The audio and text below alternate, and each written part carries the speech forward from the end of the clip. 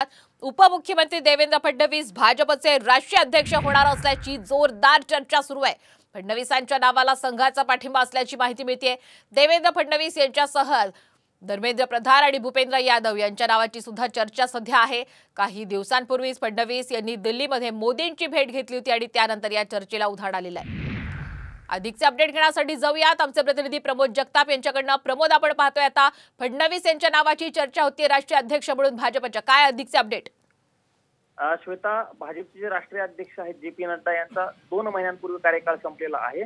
त्यानंतर भाजपच्या राष्ट्रीय अध्यक्षपदी नव्या व्यक्तीची नियुक्ती केली जाईल ही चर्चा सुरू झालेली होती आणि त्या चर्चेमध्ये जर आपण बघितलं तर प्रामुख्याने काही 4-5 नावांवरती जोरदार चर्चा सुरू होती। त्यात प्रामुख्याने जर आपण बघितलं तर देवेंद्र फडणवीस असतील, विनोद तावडे असतील, सुनील बन्सल असतील, धर्मेंद्र प्रधान असतील, या काही नावांची चर्चा सुरू झालेल्या होत्या। प्रामुख्याने जर बघितलं तर देवेंद्र फडणवीस यांनी मागच्या काही दिवसांपूर्वी सांगितलेलं होतं की मला संघटनेमध्ये काम करायचं आहे। त्यामुळे अशी चर्चा सुरू होती की देवेंद्र फडणवीस यांच्यावरती राष्ट्रीय अध्यक्षपदाची जबाबदारी दिली जाऊ शकते। 2 दिवसांपूर्वी त्यांनी जेव्हा पंतप्रधान नरेंद्र मोदी यांची भेट घेतली त्यानंतर खरं तर ह्या चर्चेला पुष्टी मिळालेली आहे आणि त्या चर्चा जोरदार सुरू झालेल्या आहे। अर्थात यावरती कुठलाही निर्णय अद्यापपर्यंत भारतीय जनता पार्टीकडून घेतला गेलेला नाहीये। निश्चितच थोडक्यात सांगायचं झालं तर फडणवीसांना मोठी जबाबदारी भविष्यात मिळू शकते असं म्हणलं जाईल। धन्यवाद प्रमोद, आपण दिलेल्या संपूर्ण अपडेट बद्दल।